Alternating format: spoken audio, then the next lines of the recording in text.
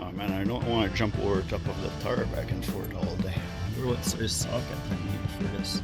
Well, let's find out with the OLSA tool number 1753 if it's matrix or imperial.